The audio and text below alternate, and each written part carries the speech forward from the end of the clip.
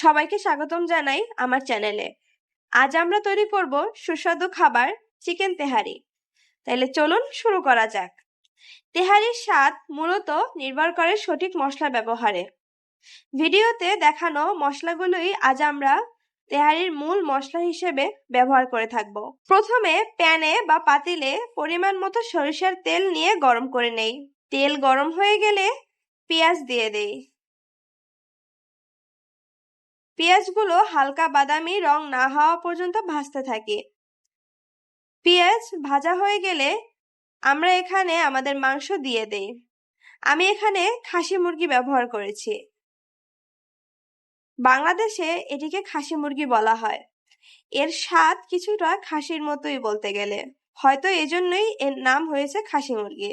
মাংস ভালোভাবে ভাজতে থাকি যতক্ষণ না পর্যন্ত মাংসের রং পরিবর্তন হচ্ছে।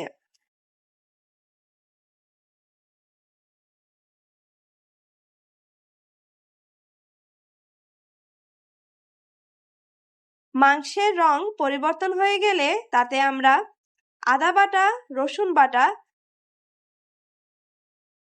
কাঁচামরিচ এবং লবণ দিয়ে মিশিয়ে নেই।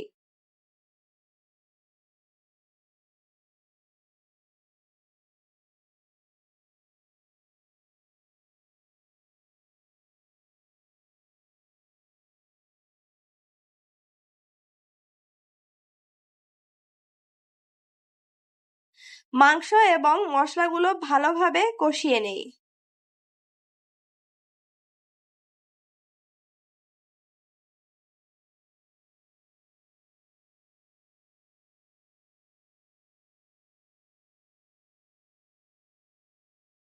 এরপর মাংসটা ঢেকে দেই যতক্ষণ না পর্যন্ত মাংস দিয়ে জল বেরিয়ে আসছে, ততক্ষণ পর্যন্ত মাংস ঢেকে রাখি। মাংস থেকে জল বেরিয়ে আসলে দেখে নেই মাংস সিদ্ধ হয়েছে কিনা। যদি সিদ্ধ না হয় তাতে জল দিয়ে আবারও সিদ্ধ করে নেই। মাংস সিদ্ধ হয়ে গেলে এতে আমরা দই দিয়ে দেই,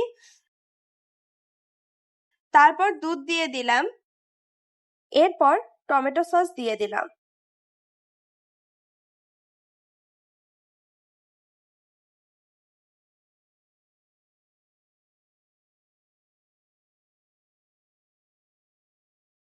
এরপর দিয়ে দিলাম আমাদের গুঁড়ো করা মশলা, যেটা ভিডিওর প্রথমে দেখানো হয়েছে। এখন এসব মশলা ভালো করে মিশিয়ে নেই। মিশানোর পর কষিয়ে মাংস ঢেকে কিছুক্ষণ রান্না করি।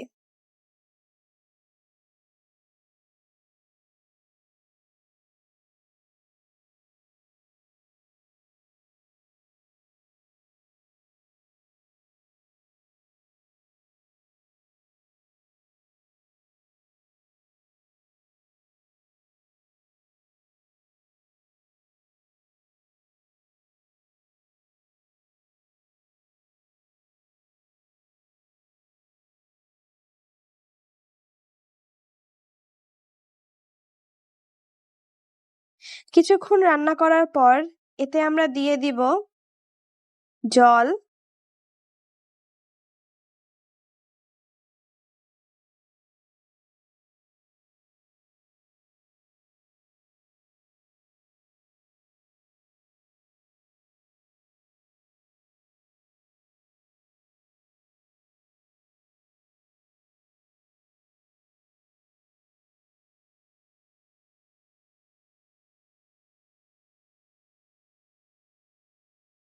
দুধ,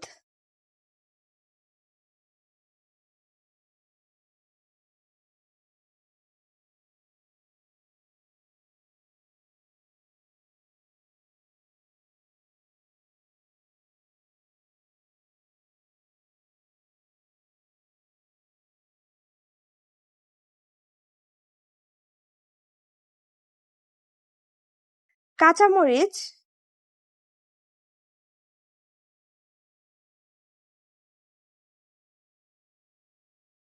উপকরণগুলো ভালো মতো মিশানোর পর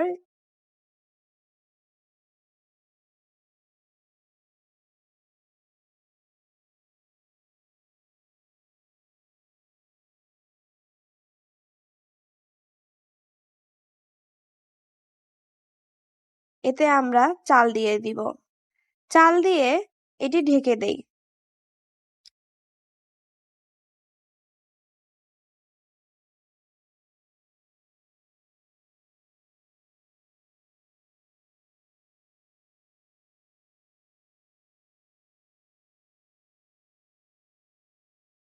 চাল আর জল যখন গায়ে গায়ে মিশে আসবে তখন আমরা এতে ঘি দিয়ে দেই।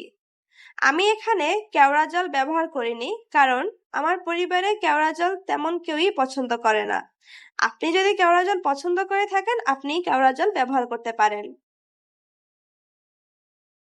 ব্যাস, হয়ে গেল মজাদার তেহারি।